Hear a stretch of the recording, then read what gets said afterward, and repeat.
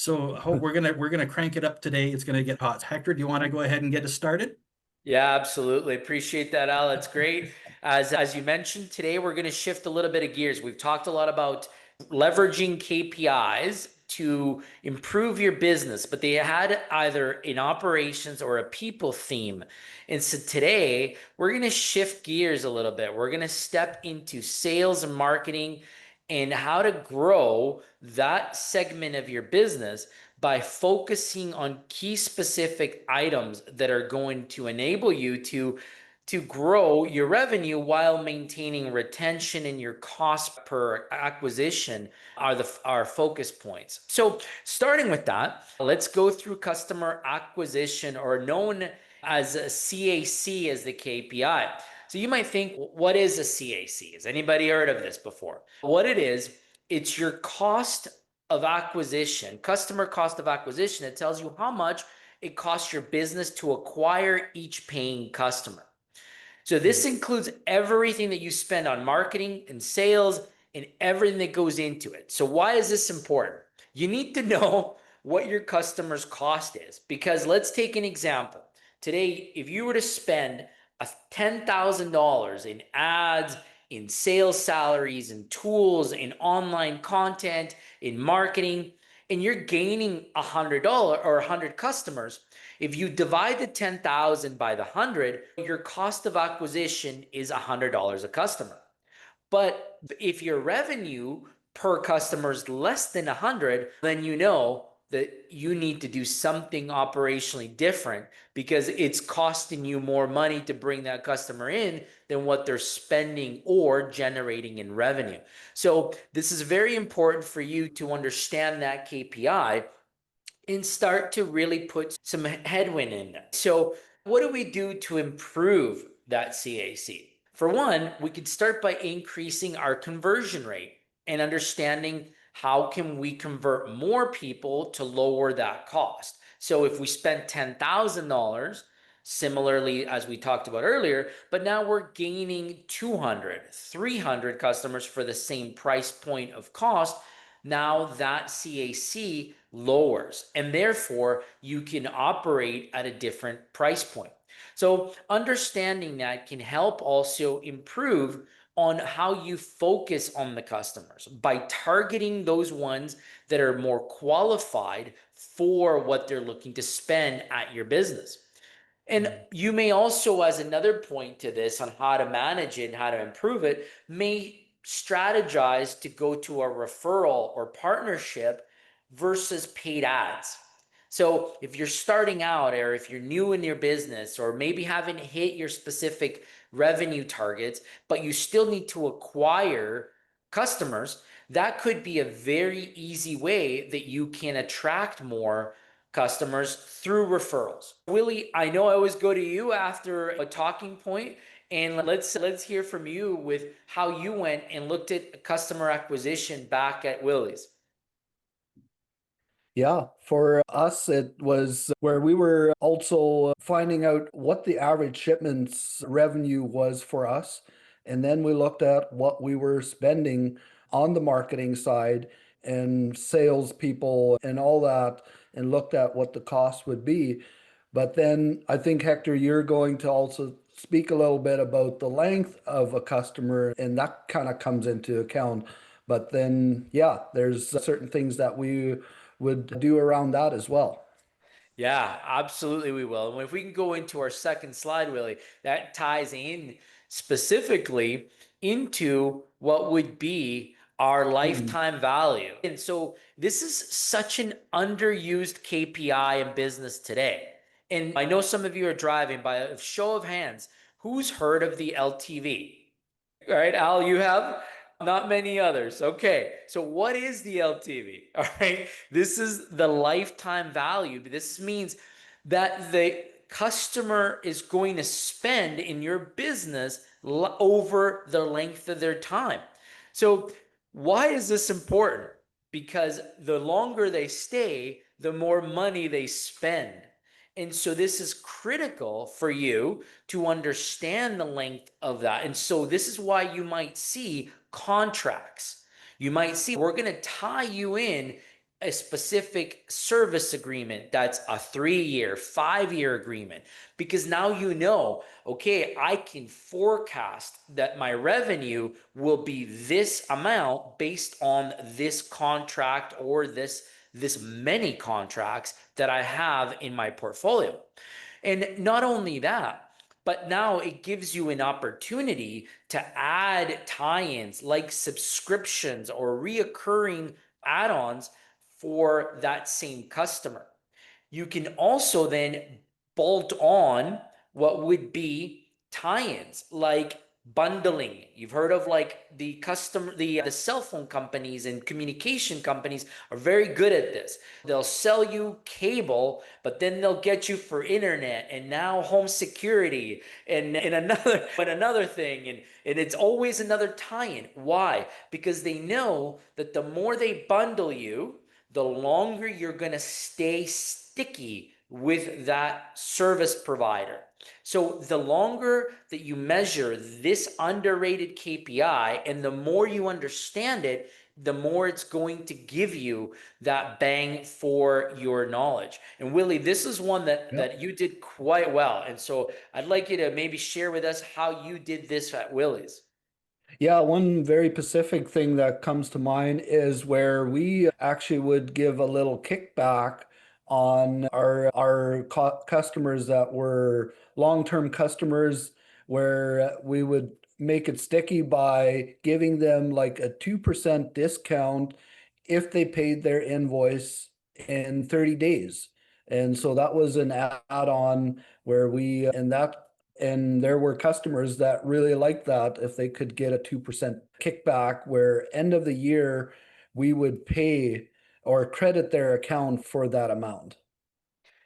And that is such a good one because it automatically made you a better partner to do business with because you were getting that return for your loyalty. Because that's essentially what it is, right? Like it's a loyalty incentive. It's no different than your punch card or your point system at McDonald's and Starbucks.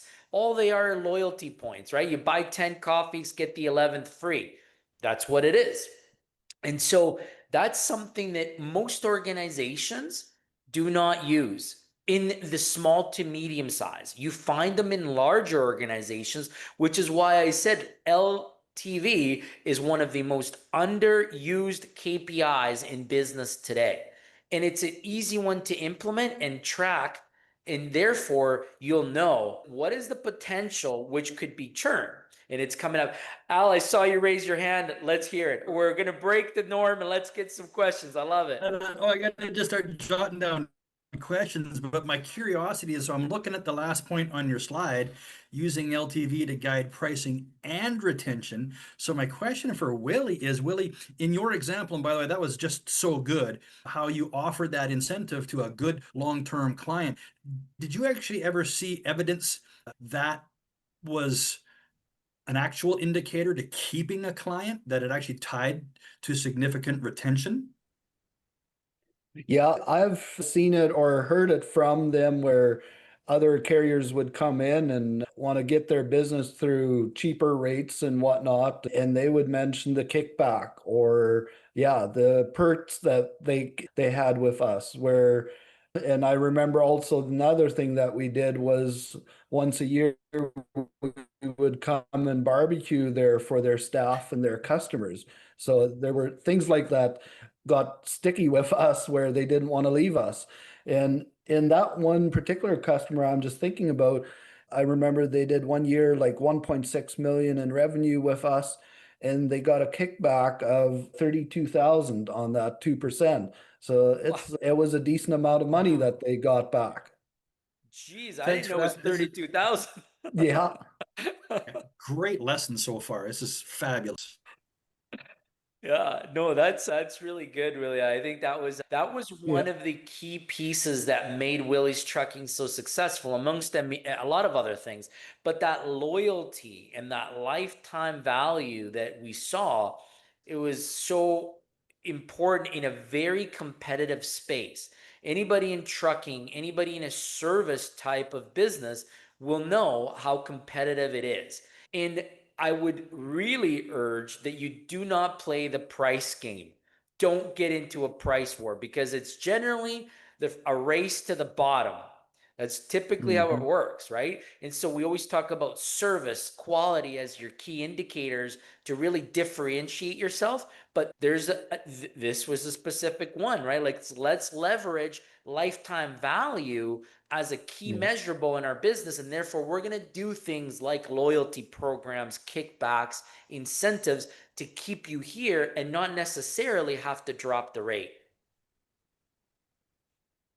So, And before we started this call today, me and Hector were on, and I talked about something that had come to mind where we're helping other businesses implement the structure and all this. And one thing that I came up with where at Willie's, our tagline was committed to doing it better.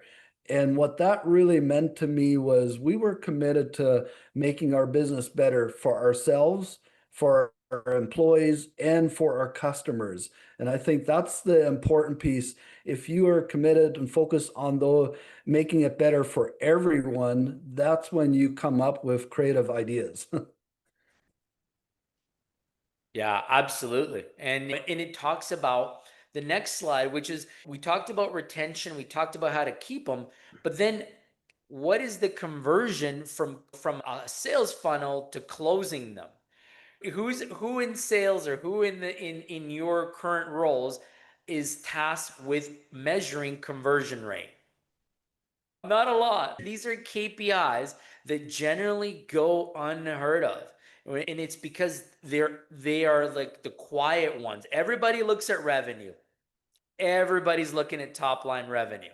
That's an easy one. That's a given. These are the ones that are meaningful, that feed revenue. So a conversion rate measures the percentage of people who take specific action and specifically buy the product that you're selling. That's what you want to see. Let's say you talk to 100 people. Okay. Let's say you talk to 1,000 people and 50 of those 1,000 make the purchase, then that's a 5% conversion rate, right? So generally, that's not a very good one. You want above 50% as much as you can, right? In general, anywhere from 30 to 50 is a good number. That's generally a pretty healthy number, in fact. So you want to understand what is happening because conversion is a growth lever specifically, and it means that you don't have to focus on more traffic or more leads to grow. You just have to convert more of the ones that you're already talking to. And you have to be able to make those ones you're talking to stick. So how do you improve that? You have to be able to look at what is that the value that these individuals are getting for what you're offering. And this is where you could talk about that incentive programs where they'll see value for that 2% or 5%. The longer I stay here, the more that I get to shop with them and they give me back in return. You're also going to see another conversion rate that is valuable around other services. One of the things that we had at Willie's that I thought was something that kept people here and kept them coming back was as soon as they learned about the damage-free guarantee. The damage-free guarantee in the transportation world, anybody that shipped anything and has had to make a claim because your freight got damaged or lost will know how painful of an experience that is. And by us saying, hey, ship with us, we're going to guarantee it that it's going to be covered up to $5,000. We're going to cover it. Then that in itself was a sticky conversion rate hook because it kept people wanting to sign up. They knew that their exposure was going to be limited. And so this was a critical one that made us really successful at Willie's. And I know, Willie, this was your idea. So why don't you share with us how you came up with that one? Yeah, that's something that we figured out through working through the process of implementing EOS, where it really pointed out that we should have some kind of guarantee. But then at the same time, I think I got also a lot of pushback of, our leadership team being worried that it would cost us too much money. And so there, I think one thing that I push back is that just forces us to be better so we don't have damages and we won't have to worry about it. Can you remember that, Hector? Oh, I remember. Yeah. It forced us to look internally at our handling processes, our overages, shortages, damages, our packaging, everything to make sure that we were not eating that cost, right? But what was Yeah. important with us was we knew for every bid, for every quote, for everything that went out there, we knew that we were getting such high level of conversion the moment we introduced something like this. It was a game changer for us. So look at your conversion rate. Understand how many quotes, especially if you're in sales. If you're in sales today and you're putting out 100 quotes and you're only getting 10% signups, something's off, right? You need to look at what's happening. Is your pricing off? Is your delivery off? Or is your product off from the market, from what is expected? So this is really important for you as you're leading into those departments that are driven by revenue, especially those that are trying to grow today. But we're talking about growing. The next one is really important because you got them in. Now we got to talk about retention and keeping them here. So once you got them on the hook, once they're in and they're paying, you need to understand your retention rate. So again, if who in the room has had to deal with retention rate or report on retention rate as a KPI? Not many again. Again, this is one of those KPIs that goes unspoken, but feeds revenue and certainly impacts growth in your business. Why? Because it measures the percentage of customers that you keep over a certain period of time. So let's say that at the start of the month, you have 200 customers. By the end of the month, you have 215. So you've added 15 new customers. But of those new customers that come through, let me do the math again. I'm getting a bit confused. You got 200 customers. At the end of the month, you got 215. But through that period, you have 30 new customers because 15 fell off. Okay. In what it tells you is that if you do the division of the 200 divided by the 215, divided by the 30, now it's going to give you times 100, it's going to give you a percentage of 92.5%. So let me run that through you again. You want to take your total number of customers, divide them by your total end of month or end of time period customers, multiply it by 100, and it's going to give you your percentage of retention rate. And again, why is this important? Because the lower the churn, the lower that you're turning customers, the lower your cost of acquisition, because you're not having to go after new customers every single week or every single month. You have them here, they're repeatedly buying from you. So this is important when it comes to signing up long-term contracts and forecasting monthly revenue, right? If you have someone with you, and in my world today, we signed 3 to 5 year deals with our accounts for the most part. But every year in April, we call it the reset time because there's a good percentage, about 60% of our business renews every single year. So we are constantly measuring our retention rate because we want to make sure we don't lose a good chunk of customers every April. And I know, Vlad, you've been through a few of these in your time with us. And so you will know how painful it is when you lose a customer or an account and the impact that it has from the top line, your revenue that you expect, but your overall team, right? In good years, it means that you didn't lose anybody, the business maintains its level. But in tough years, when you have lost business, it means you have to look at operational cutbacks. And that could mean equipment, it could mean people, and those are all really tough decisions. So if you're not measuring this today, start right away because it's key for you to understand and plan ahead how you can affect your retention rate. Willie, I know this was maybe not a number that we monitored quite strongly. Willie's, any input or thought that you could speak to retention and the things that you did to keep customers at Willie's Trucking?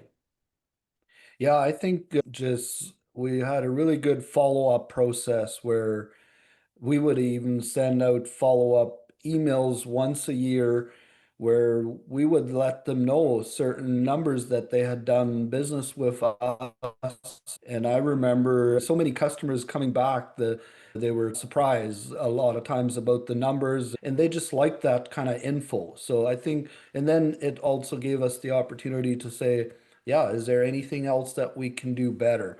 I think that's the other thing a lot of times people get busy or don't think of is just ask customers for feedback and I think that will help your retention on customers.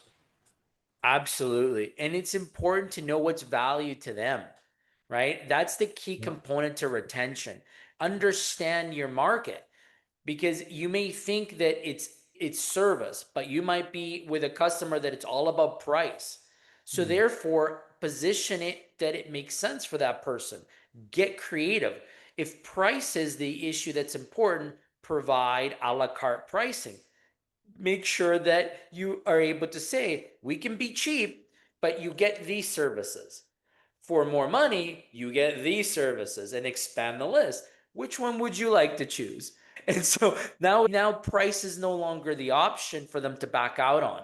And it gives you an ability to retain that account and retain that customer. So finding strategies about it is very important, but you're not going to get there. You're not going to have an opportunity to provide input if you don't measure your retention rate today. So keep an eye on that and focus on it every single week as if you would with any of your other priority KPIs. So when we talk about growth KPIs, those are the 4 critical ones that I wanted to share with the group today. And we can go to the next slide. So understanding and tracking those 4 KPIs will enable you to have clarity, scale smart, and really be laser focused on the right indicators, not just revenue, but indicators that are going to give you the revenue growth that you're looking for. Everybody's always focused on funnel growth, but are you looking at funnel leaks? Where are you losing customers? Where are they falling off? Because when you're losing customers, you're losing profitability. So you want to make sure that you are monitoring that. And how do you do that? Through data-backed decisions. You want to make sure that you're monitoring your KPIs. So now that we've shared these 4 KPIs with you, I challenge you to get them structured in your business, start measuring them, but more importantly, start taking action on them, right? That's where it's really going to get the wins for your organization and for yourselves. Whether you're in sales or not, if you know these KPIs, it's going to help you structure your business.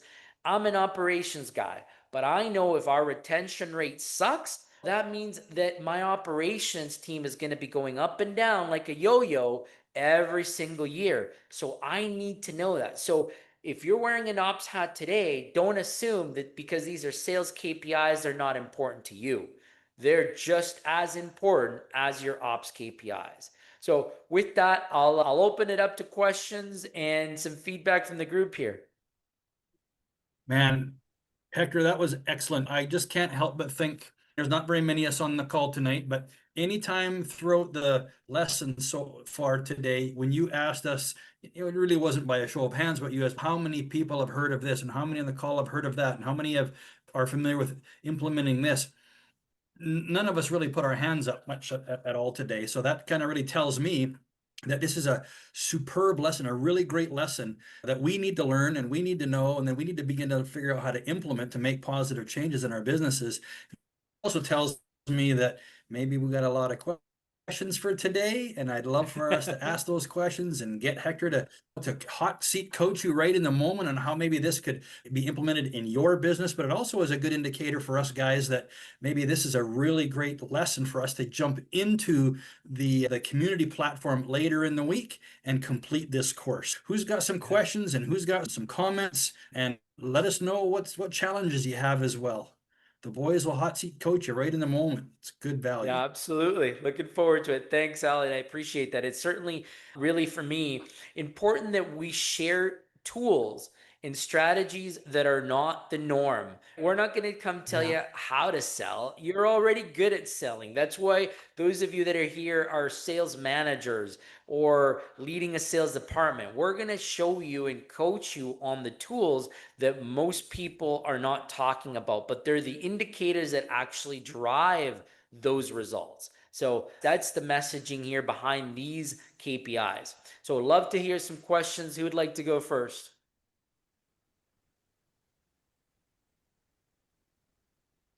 Don't be shy. Well, or otherwise we'll pick on you.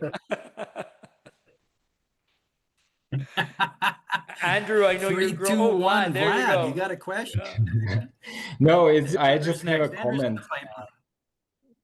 It's that session brought some like good memories for me because I just remembered like when like back in Ukraine like a long time ago, like I used to sell gas and diesel to the gas stations, our company, and it was a wild market. Like lots of like low quality diesel and gas was on the market, and everybody were into pricing war. It's just like the cheaper you get, like you're gonna win. And we just decided to kind of do some changes, and we came up with idea. It's basically the same what Willie was mentioning. So we were telling our customers like, hey, if the quality of our product will be low, if you will start like getting complaints from your customers, we will come back and we will take it back for free. And then it was a game changer for us, and customers become like they just stopped. I don't know. They became so calm about working with us, and it was a really game changer. So we gained a lot of customers, and it's like they were bringing us different customers as well because we never screw them up. Yeah. Because of that. So yeah, it's just an example how. That's amazing, Vlad. I love that because you hit on two KPIs with that story, right? You were able to ensure you maintained customer acquisition costs down because you're getting referrals. So your customer acquisition KPI is looking better, but then your retention also improves because they're not leaving you. They now have trust and they value that what they're getting is going to be protected and guaranteed. So great story. Thanks for sharing that one, Vlad. And I know that you're in an ops role. How do these KPIs impact your day to day, or do you see the tie-in? Yes, of course. When we lost some customers because of pricing, for example, so it affected our team, right? So it affected our drivers that we had less work. It affected how we were trying to use those drivers and how we were providing work for them as well. And also but at the same time, it gave us kind of some time to think about customer service and to concentrate on what we were thinking we were losing because we were like super busy. So it's that kind of positive moment in that as well. Yeah. No, that's awesome. Thanks, Vlad. Glad to hear. All right, Mike, I think I saw you on mute there. Hey, how's it going? Good, good. Yeah, like where I am at Wheeler, we have a service department, and I don't believe we track any of these for our clients' retention. I know we have programs out there for bundling packages and stuff like that, but I don't believe we track any of new customers to ones that are leaving to how long existing ones can stay with us for. So that's something I'm gonna definitely mention to the team. We do have another division that we spend quite a bit. It's about 70,000 a month with them, purchasing from them, and they do a kickback, just like Willie was doing. They do a 5% as what they give us back. So we did price look around and see, and sure, their prices were higher, but that kickback changed everything. Like the other guys were lower, but at the end of the year, we get this lump sum back, and we just can't leave that. And Yeah. so, yeah, no, I do see it out there. And yeah, as for the KPIs, I am going to bring it to the team. And like you say, no one ever looks at these. We always look at the main focused ones, right? Like you said, the revenues and those major focused ones. So, Yeah, and if you don't have any today, start with the easy one, which would be retention rate. yeah, Understand how many of those you're losing. Start there. That's an indicator that feeds your cost of acquisition, your cost of new ones. Because today you might have a marketing budget with your team, and let's just say Wheeler's a big organization. You guys doing a 20 to 30 million a year. You might put about a few $100,000 into marketing. It could be anywhere from 150 to $300,000 in marketing a year. What if you didn't have to spend that because you're not having to churn so many people?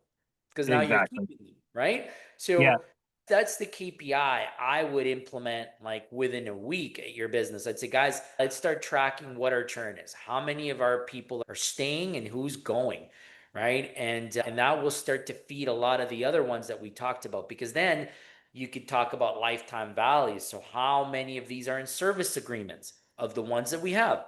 Are they in 1 year service agreements, or are they in 3, 5 year service agreements? Now we know that their lifetime value will be their monthly package times X. And can we upsell them? Since they're already here for 3, 5 years, what else can we sell them? And now Yeah. you've got them for an upsell. Perfect. Yes, I am going to bring it up to the team. Yeah. Mostly our Awesome. service department. The other ones, I don't know if you could mention anything. We do have other departments, like I say, like the new home section and then the commercial section, which I guess we could still track through there. Oh, totally. But we do go on a quote basis. So yeah, we could track on how many quotes is land, like our strike rate potentially, That's what's right. going on, right? So Yeah, on your commercial and your construction, it'd be like a conversion rate. You want to know how many quotes you put out stick, how many become customers. That's the one I would put to that department. But you're absolutely right. Like the service department will be all about how many customers are staying. So that loyalty piece, and then how many of the ones that we have can I upsell in the service department? Because I already have you for your HVAC cleaning every year. What about your hot water tank? Has that been serviced? What about the leaky faucets that you have? Can we do that for you too? And it just starts to expand your upsell potentials. yes, perfect. Thank you very much. Yeah, no worries, Mike. Sounds good. Awesome. All right, who else is ready to go? I think we got Peter lined up and Andrew next. I think Andrew was itching. Okay, let's go, Andrew. You're starting up your landscape company. You're hungry for knowledge. What's happening in your world? One question I have is in the sales department. What kind of new techniques could I put in for new sales to get new customers? New sales. What do you mean new sales? Or Trying to like understand. for me, yeah, I get new customers almost weekly, but I would like to implement a new technique that I would get more customers faster. Okay, so you're looking to grow your customer base. My suggestion to you is find your niche. Find your niche in which you're going to be the expert on in your field. So right now, if you're doing residential and commercial and multifamily units, find the one that's going to allow you to grow faster by simplifying your niche. Meaning, if you need to be able to have multiple lawn mowing machines because of your diverse customer base, strategize to only have one type of customer and focus on that one. That's going to keep your operating costs low while you grow and you become the expert in that one field. I've seen it where landscape companies try to be everything for everybody. They try to be the maintenance guy, the commercial snow removal guy, and they don't have plows. They don't have any of the expertise to do any of the sprinkler systems. And then all of a sudden they want to do irrigation and spraying and chemicals. and they don't have anybody that's licensed, and it becomes complicated because they're just focused on grabbing every account, every customer, everybody coming in. That becomes expensive, and it becomes really confusing down the road for your business. So if you're focused on pure growth, you want to grow profitably, focus on a niche that will be good for you and your business. That sounds good. I have one sales technique that I always implement is when I get a new customer, I do a 5 door sale. Like I put a door hanger on 5 houses around that new customer, and that has landed me about 95% customer rate. So that's been pretty good. Wow, that's amazing. That's Yeah. really good. Mhm. Now that's doable today because you can go out to the field and do that. Other techniques, as soon as you start to get busier and you won't be able to physically go put those door hangers, you want to consider technology as a tool to help you in your marketing, right? Yeah, I'm working with getting a QR code right now. I'm gonna put a QR code on my lawn signs so people can Okay. just scan it. Yep, totally. Put a gift sign or something that forces people to go scan your QR code. Yeah. Cool. Awesome, Andrew. Now, what about the KPIs that we talked about today? Which one would you think would be applicable for your business today? Probably the retention rate. Yeah, absolutely. Especially as you're starting up your business, you don't want to be losing customers. Well, so far I've only lost 2. Oh, wow. That's great. That's really good. Now, when you've only lost 2, it gives you perfect opportunity to do exit interviews and understand why they've left you, right? Yeah, I did that, and the 2 that left, the reason was because my price. Ah, Yeah, I that's was okay. higher than the school kids. Ah, there you go. There you go. Remember the price one? Stay away from the Yeah. price wars. Oh yeah, I just said, "Oh, totally fine. You can go your way. I'll go my way." Excellent. Love it. Love it. All right. Good stuff, Andrew. Appreciate it. Peter, are you ready? I'll be very honest with you. I missed half of your stuff, and I do apologize. I had a bunch of people coming in here to the campground, so for me, it would be the same. Always losing the customer. That would be the main one for me, and always providing the best knowledge to the customer or adding value to the product. Yes, absolutely. Adding that So value to the product or service that keeps them sticky, right? Keeps them yeah, around. and then even 6 months down the road, like still add value to the product, and like you were saying, upselling them. So don't start with 200 products and selling them 200 products and then try later to take off the products that you sold them like that. I did that a few times in the very beginning, but now I feel like to me it's been working better to start lower and then upsell later. So I really appreciate that. Yeah, absolutely. It's a good technique. Willie probably perfected this in Northern Alberta for the trucking community. He Mm. found a way. Willie, you could speak to what you did with the deck hauling because that was the game changer. If I remember it from my lens as a competitor of Willie's trucking before I joined the organization. And how did you come up with that? Like you made deck hauling so easy that it took everybody else out of the market. Yeah, what you're talking about are LTL deck freight, right? That's right. Yeah, that was something that we did better than anybody else, and it was like someone else that was doing deck freight LTL as well was looked at that wasn't the important freight. So it wasn't getting delivered early in the morning. And that's one thing that we did totally different. That deck freight was as important as that little box in the van trailer. And we would start delivering deck freight at 5:30 a.m. And so that really changed the game for us where a customer had van freight and deck freight, and really we were the only choice for them if they wanted that freight early in the morning. Yeah. You focused on the niche that nobody else had a stronghold on, and you made it yours, and you really expanded on it. That was the Yeah. entry point. They came in because they knew they were going to get deck freight handled like courier style freight. And all of a sudden they were in. If I'm already shipping my deck stuff with you, then I might Yeah. as well ship the boxes and the crates and everything else with you. Yeah. And so it made them sticky. Yeah. Yeah. So it was great. I really So appreciate absolutely. Yeah, no, and that made a big difference for us. I definitely know that helped us a lot.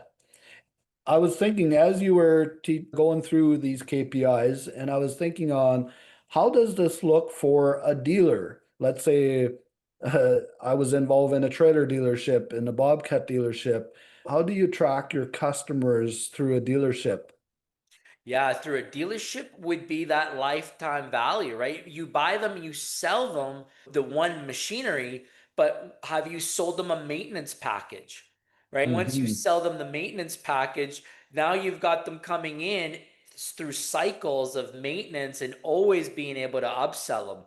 And then after that, then you get them on apparel because they're coming in. You've got a Bobcat. What, you want a Bobcat hat? You want a Bobcat shirt? Now you start selling them on that piece. So there's always an opportunity to upsell, even if it's just a dealership. Yeah. And then now, if you're also you've got the dealership aspect of it and you've got the equipment, what about training them on the equipment?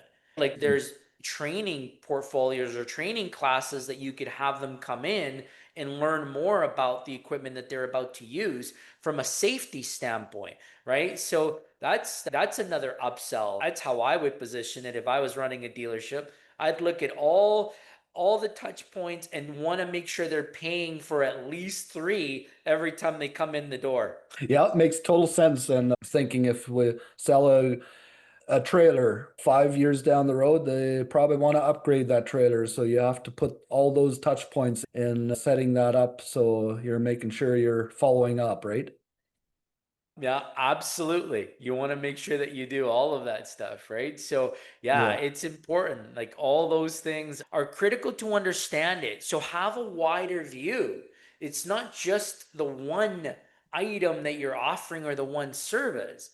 Remember, Mm. if you're looking at lifetime value, this is why that KPI is so important.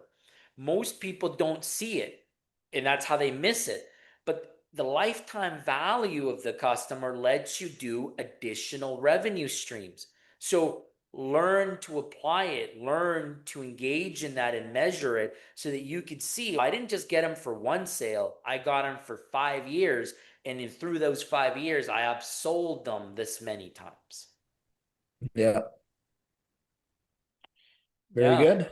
Cool. Good stuff. Al, we'll send it back to you. They're really good stuff. This is just dynamite. I love this. So Andrew's still with us, Vlad's still with us, Peter's still with us. We got 9 minutes left. Any other questions you have? Any comments from experiences you might have? And I might even throw it out there, guys. If you have any other issues going on in your business right now, we've got a few minutes left. There's not many of us on the call. I'm sure that Hector and Willie would be willing to tackle any other question you might have about any other area of your business as well. Yeah. But before you might jump into that, I want to give you one more commercial, which I'll do at the end too. And that is make sure that you get into the community, into that OBS community, take this course, and we're going to learn so much more about how to actually implement what we talked about tonight. Yeah. Andrew, Peter, Vlad, any parting thoughts, any parting questions about anything else that you want to talk about tonight? I don't know if we have enough time for it. Shoot. I don't know, Peter. What is it? So I'm in the insurance world. How do you, like this morning I had a training call and they were saying that 66% of my clients, I need to have 66 clients in order to make one sale in my funnel. How do I get that 66% to 33%? They're How do asking you to I, get your conversion rate up, right? Is that what they're asking you to do through your insurance? yeah, Yeah. So this actually ties into the KPIs that we spoke about today, was understanding why they're not converting.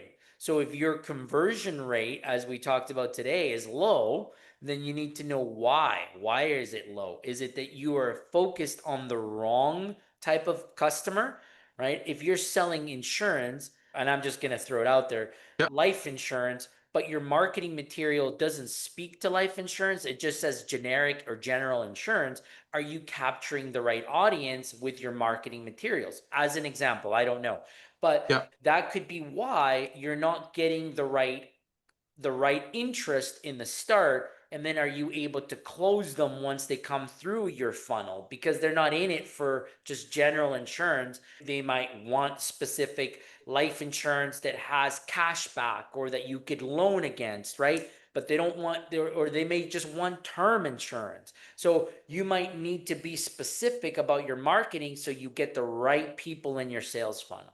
And therefore, your actual acquisition, retention, and so your acquisition cost measurables will tell you if you're on track by focusing on the right type of customer.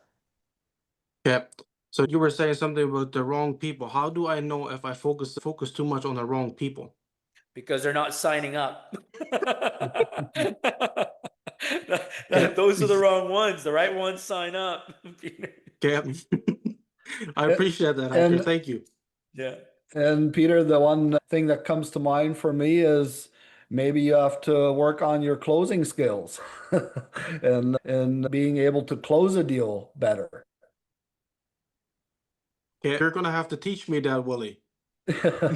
Yeah, and that's something that is always something I've done training on it, and it's something where I I always know when it's time, or I shouldn't say I always know, but I can usually feel, okay, now it's time. Let's just make a deal. Let's not drag this longer long. And sometimes I'm being very honest. So what will it take today to make a deal? And so those are some types of questions I will sometimes ask just to say, how do we move forward from here? And then they'll speak their mind. And very often it is, oh, this was in the way, or they come up with different excuses, or that you had no idea what they were thinking. And so I think sometimes, yeah, those are the different ways that I've definitely experienced to get some deals closed. I appreciate that. And that, Yeah. Sorry, go go ahead, ahead. Peter. No, Mm-mm.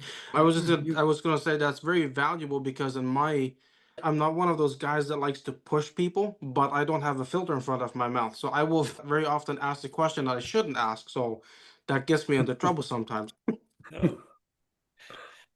No, that's Will, excellent. the That's question great. was going to be whether it's for Hector or for Willie. Now, I'm loving this conversation that Peter brings to the table in his line of questions. One of the questions then that I have is, as a OBS inner circle member, do we have access to Willie maybe one-on-one or Hector one-on-one to say, hey, could you coach me in this line of how to tweak my sales presentation or my sales skills or my sales script or my sales presentation or whatever it might happen to be? Is there capacity as an inner circle member to have that one-on-one coaching with either of you for whatever reason? I love that question, Al. And I'll tell you my answer to this one, and Willie will say his, but I would say put it on the community. We're always on the community. And if you post your questions there, you got access to us 24/7, 365, and we will answer your questions. So my first direction is use the community. Put your Yeah. questions there. That's where you'll reach me the fastest. Yeah, that's what we want I to love it. start seeing, is where ask any types of questions in there, and we'll try to get information back and to you and help you with those questions. And do we post those Awesome. I questions appreciate just that. on the main page where it says discussion? Is that where we put it in? Yeah, absolutely. Put it through discussions. And that's the beauty about this community, because Peter's in insurance. Vlad is a robust experience in transportation and oil and gas. We had Mike here earlier, who's now left the call. He is in HVAC and new build construction HVAC systems. Andrew's in landscaping. We have Grace, who comes here in landscaping. Everybody here has a different business input. So somebody may be able to give us coaching and advice in a field that they're experienced in too. There's a network here. So let's leverage the network and the community to help each other grow and win together. So That's where the community piece is so important. This is why Willie and I are very passionate about helping entrepreneurs and leaders with our skills and experiences, but also leveraging the tool that we put together in the community platform. So I think that's the path, Al. Beautiful. I love it. Andrew and Peter and Vlad want to say thank you for joining us again today. Hector and Willie, thanks for bringing the heat and the fire again today. Value as always. I'm going to say, Willie, I'm going to give you the last minute to close us out. You want to give us some parting thoughts? Yeah, actually, Hector pretty much said it all already. Today I was thinking I really wanted to push where we would like to get more active in the community. Feel free to post in there and yeah, questions. And once we start answering different questions, people will start seeing the value of it. And so then I think it will be coming a lot more valuable to you, everyone involved in the community. I love Yeah. it. So if we're more active in the community on discussions and Peter's posting a question and Vlad's answering a rhyme or whatever, does that kind of interaction in the inner circle community add to our standing in the leaderboard ranks? It does. So It the gives more, you more points in the okay. gamified. Yeah. So the more we interact, the closer we are to having Willie take us up on the helicopter or let us drive the Corvette or something. Sure. I'll hold you to it. All right, guys, we are at the top of the hour. We want to honor your time. Thank you again, but I guess it's sign out time for us. We'll see you in a week's Great. time. Thank you, Very folks. good. Appreciate it. Enjoy your Thank week. you. See you guys. Thank you so Thanks. much. Take care, Thank you. gentlemen. Thanks. Thank Bye. you. Thanks.